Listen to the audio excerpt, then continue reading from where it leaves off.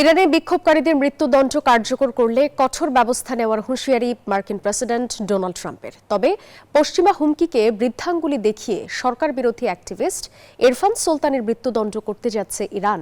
গণমাধ্যমকে এমনটাই জানিয়েছেন তার স্বজনরা।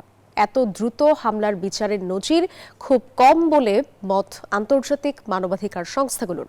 এদিকে ইরানে মার্কিন পদক্ষেপের আহ্বান জানিয়েছেন রেজা পাহলভি।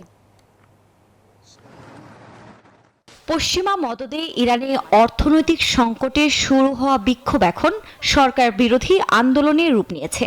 দিন দিন এই বিক্ষোভ আরও ভয়াবহ আকার ধারণ করছে। এরই মধ্যে বহু হতাহতের খবরও আসছে পশ্চিমা গণমাধ্যমগুলোতে।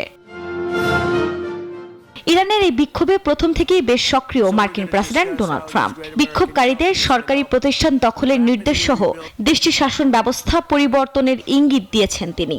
এরই মধ্যে এবার বিক্ষোভকারীদের মৃত্যুদণ্ড কার্যকর করলে কঠোর ব্যবস্থা নেওয়ার হুঁশিয়ারি দিলেন ট্রাম্প।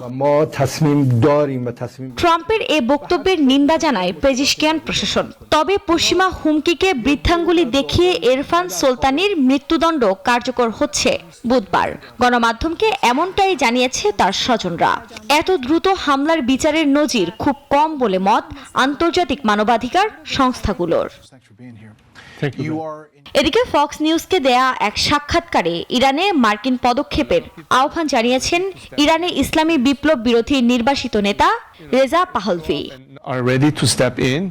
আমরা এমন এক পর্যায়ে এসে পৌঁছেছি যেখানে মানুষ এই শাসন ব্যবস্থার উপর বিরক্ত, স্বৈর শাসকের মৃত্যুদণ্ডের স্লোগান দিচ্ছে। তারা নিজেদের মুক্ত করতে চায়। অন্যদিকে ইরানে 132 ঘন্টার বেশি সময় ধরে বন্ধ ইন্টারনেট সেবা।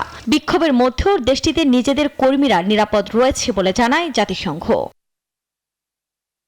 আফরিন মৌ, নিউজ 24।